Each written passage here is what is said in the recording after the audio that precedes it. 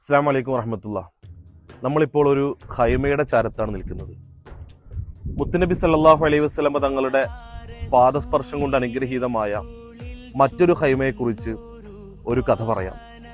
മക്കയിൽ നിന്നും മദീനയിലേക്കുള്ള ഹിജ്റ യാത്രാ വഴിയിൽ വിശപ്പും ദാഹവും അകറ്റാൻ വേണ്ടി, അല്പം വിശ്രമിക്കാൻ വേണ്ടി മുത്തുനബി സല്ലല്ലാഹു അലൈഹി വസല്ലമ തങ്ങൾ പലായന മധ്യേ കണ്ട ഒരു കുടിലിനരികിലേക്ക് ചെല്ലുകയാണ്.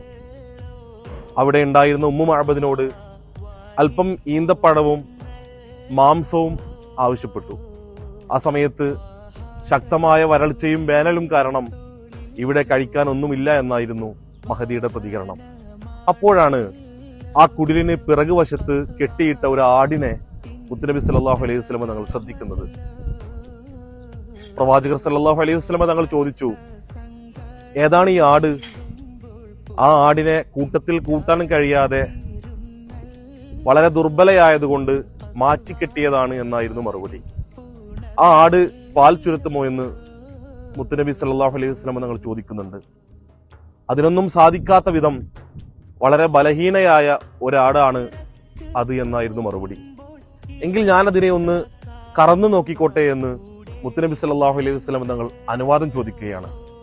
ആ ആട് പാൽ ചുരുത്തുമെങ്കിൽ കറന്നു നോക്കിക്കോളൂ എന്ന് മറുപടിയും ലഭിച്ചു. അങ്ങനെ പ്രവാചകർ സല്ലല്ലാഹു അലൈഹി വസല്ലമ തങ്ങൾ ആ ആടിനെ അടുത്തേക്ക് വിളിച്ചു. ബിസ്മി ചൊല്ലി അതിന്റെ അകിടിൽ തലോടി.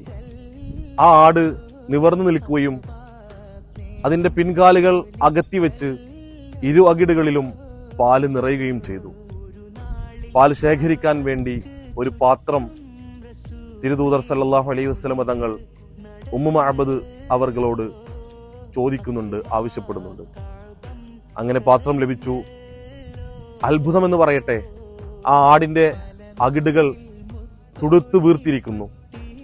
മുത്തുനബി സല്ലല്ലാഹു അലൈഹി വസല്ലമ തങ്ങൾ അവിടുത്തെ മൃദുലമായ കരങ്ങൾ കൊണ്ട് ആടിനെ കറക്കുകയാണ്. പാത്രത്തിൽ നിറയെ ലഭിച്ച പാല് ആദ്യം ഉമ്മു മഅബദിന് നേരെ നീട്ടി കുടിക്കാൻ ആവശ്യപ്പെട്ടു. ശേഷം സഹയാത്രികർക്ക് നൽകി. ഒടുവിൽ തിരുനബി സല്ലല്ലാഹു അലൈഹി വസല്ലമ തങ്ങളും ആ പാല് കുടിച്ചു. വീണ്ടും ഒരു പാത്രം കൂടി മുഴുക്കെ പാൽ കറന്ന് വീട്ടുകാരിക്ക് നൽകി അവരോട് യാത്ര പറഞ്ഞ് പിരിയുകയാണ്.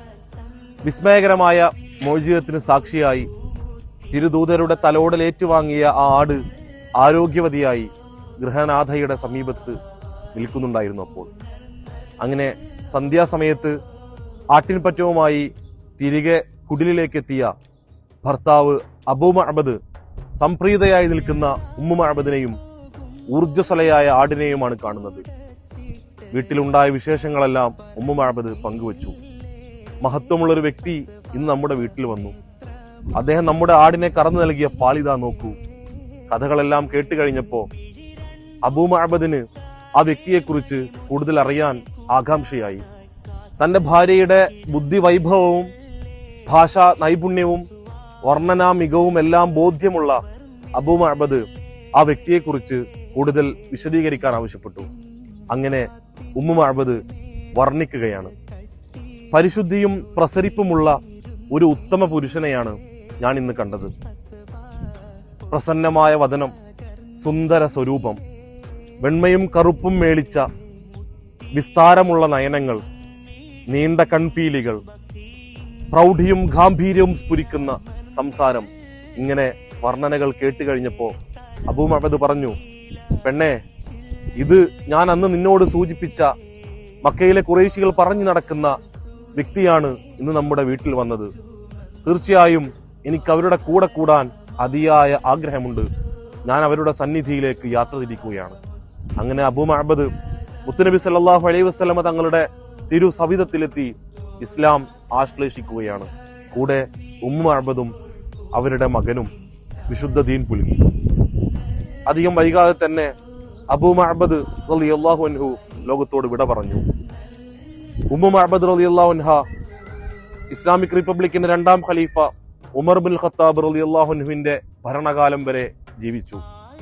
തിരുദൂതരുടെ തലോടലേറ്റ ആ ആട് ഉമർ റളിയല്ലാഹു അൻഹുവിന്റെ ഭരണകാലത്താണ് ജീവൻ വെടിയുന്നത്. അത് മരണപ്പെടുന്നത് വരെ ഏത് കൊടും വരൾച്ചയിലും പാൽ ചുരത്തുമായിരുന്നു എന്നാണ് ചരിത്രം പറയുന്നത്. അല്ലാഹു സുബ്ഹാനഹു വ തആല മുത്തുനബി സല്ലല്ലാഹു അലൈഹി വസല്ലമ തങ്ങളോടൊപ്പം സ്വർഗീയ ആരാമത്തിൽ നാം ഏവരെയും ഒരുമിച്ച് കൂട്ടി അനുഗ്രഹിക്കുമാറാകട്ടെ. അസ്സലാമു അലൈക്കും വറഹ്മത്തുള്ളാഹി.